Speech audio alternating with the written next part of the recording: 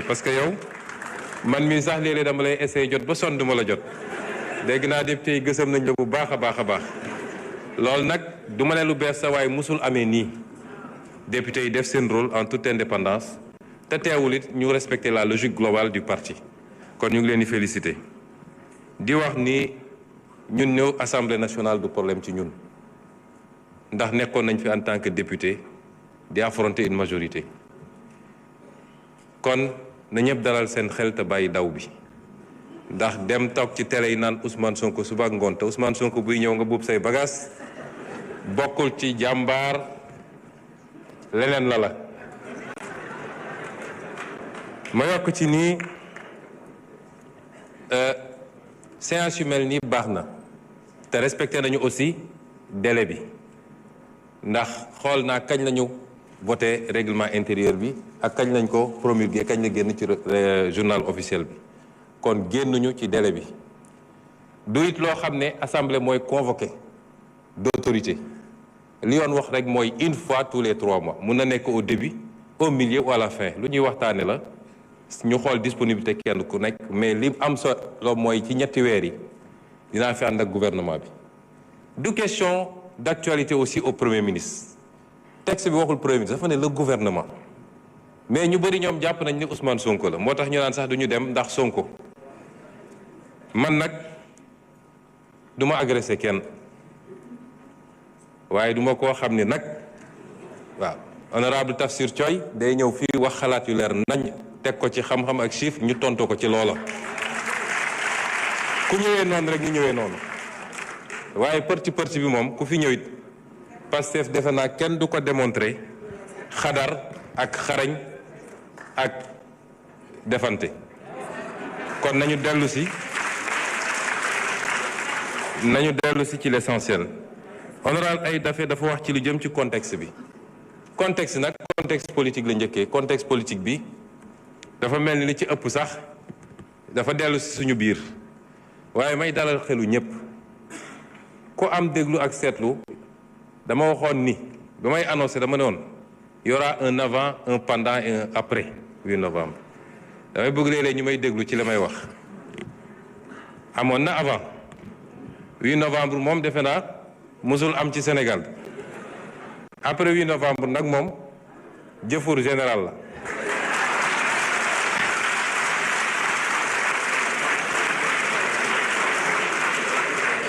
waaye ñu dalal xelu nit ñi ni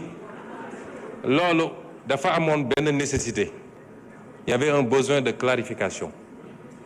léegi les choses sont claires loolu rek la woon besoin de clarification la woon et il fallait ñu poser acte yuy pousser à la clarification les choses sont claires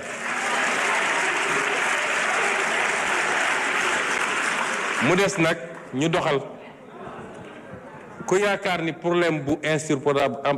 insurmontable am na fi wala nit ñi dootuñu tuddante loolu amul jàmm rek lañu séq jàmm rek di xëy di gontu di liggéey di añandoo di reerandoo benn problème amul ci wàllu politique ku nekk mun na am doxalinam ci wàllu état tey la ñu gën a farlu ci liggéey parce que liggéey xamul man liggéeyalu ma président Bassirou Diomaye man Sénégal lay liggéeyal liggéeyalu ma président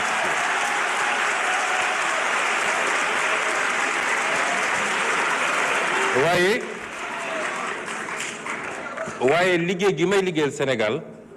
dafa nekk ci kilifteefu président Bassirou te ci mandaam lañ koy comptabiliser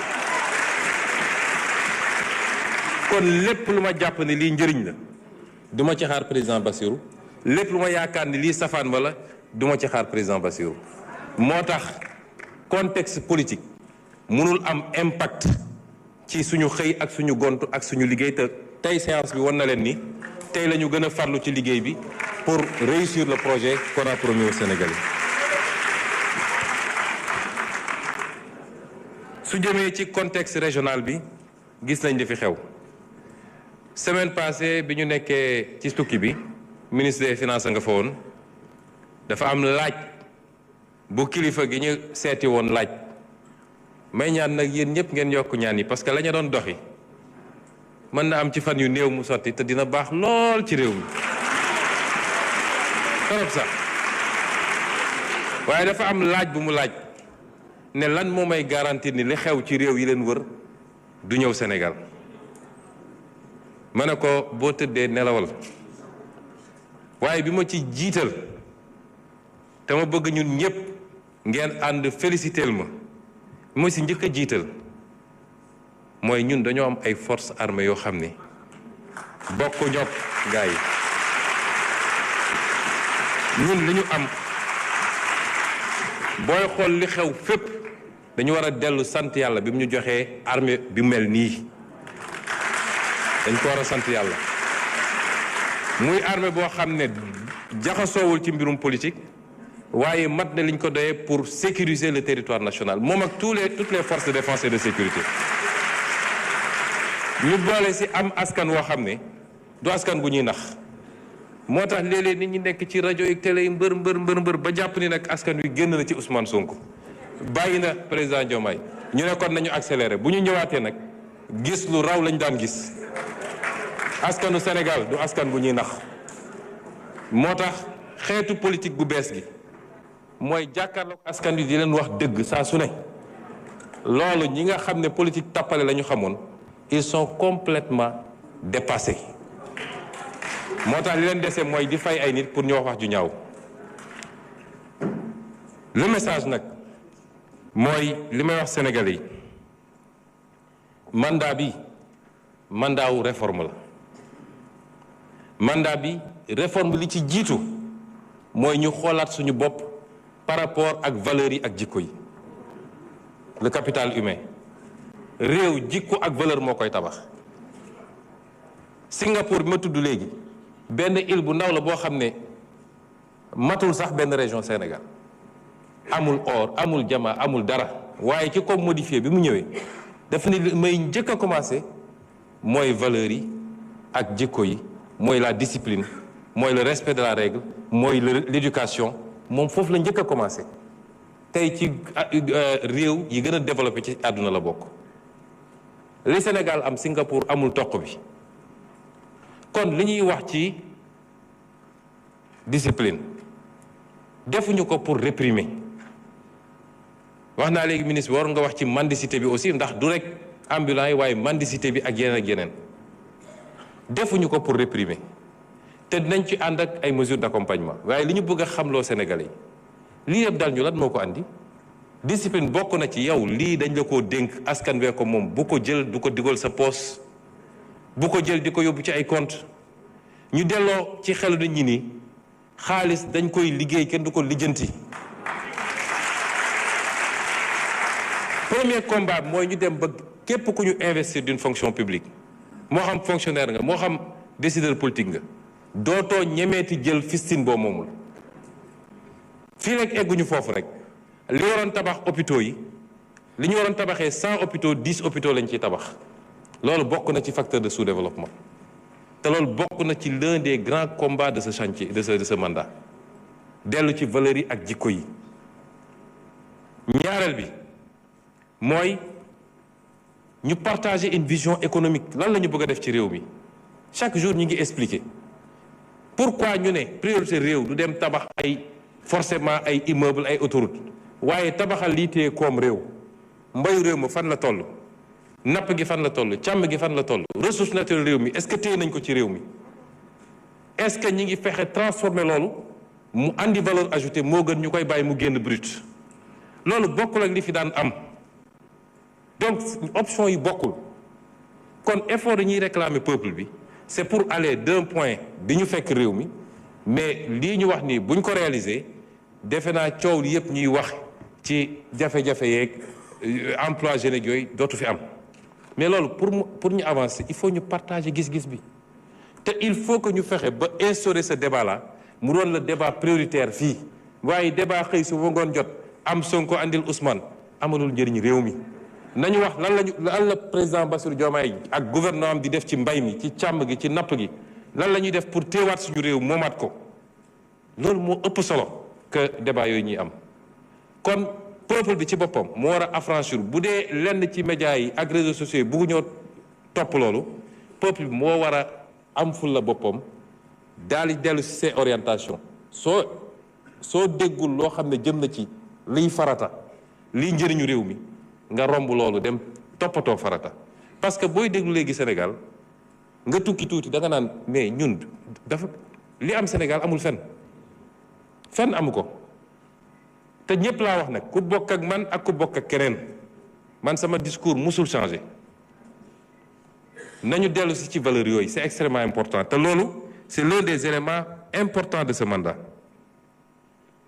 Ce mandat est celui de la refondation patriotique.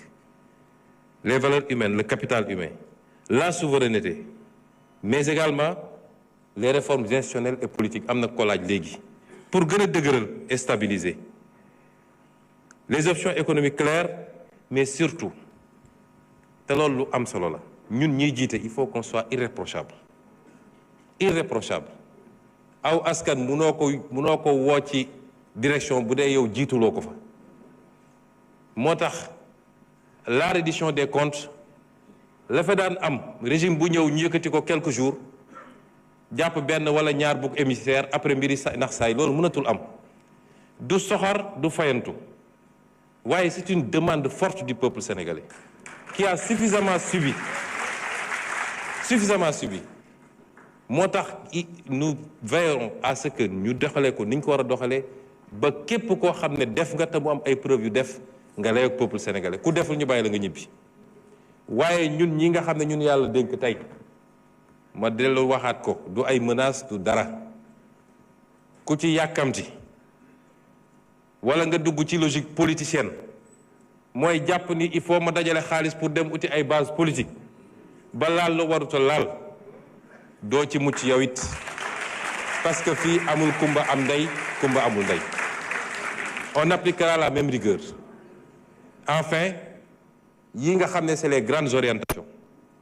li ma bëgg a gëm peuple bi xam ko mooy conviction man dugguma politique pour am dara soxlawuma dara ci politique man conviction mu dugal ci politique ku may woteel da nga may woteel ci base boobu bu dee li may wax doyu la wala gisoo sa intérêt mun nga woteel keneen waaye ni ma meloon démb ci opposition nan la defe naa Tafsir Thioye posé na question bu mel noonu la raison d'état ou yu mel noonu li ma gëm mooy yow mi ñu dénk yaay jox état bi contenu ci jamono ju ñu fa nekk ça veut pas dire qu'il faut être rigide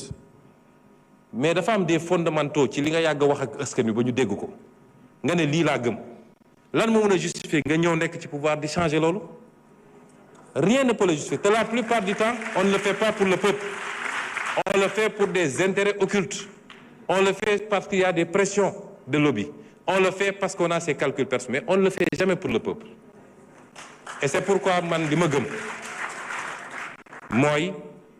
la raison d'État c'est la raison de celui qui incarne ou ceux qui incarnent l'État par rapport à leur combat politique par rapport à leur doctrine par rapport à li ñu wax ak réew mi pendant tout ce temps-là c'est ça la raison d'État et la souveraineté lu am solo la c'est au nom de cette souveraineté que je considère moi-même que réew boo xam ne Sénégal seq na ak yow réciprocité dafa war a am waxoon naa ko fii ci visa yi te ñu ngi ciy liggéey noonu laa koy waxee ci extradition réew bu téye un fugitif sénégalais ne du ma extrader li ñu fi am di demander extrader du ma ko extrader je ne le ferai jamais et le principe de souveraineté également est important loolu daal laay wax ci appel qu'on reste nous-mêmes rawatina yéen patriotes yi bu ñu pouvoir soppi lañ doon woote démb ak barki démb nañ ci continuer te xam ni nguur yàllaa koy joxe jaarale ko ci réew jaarale ko ci nit ñi mais ci kaw relation de confiance bi ngay séq ak nit ñi loolu laa gëm asalaamaaleykum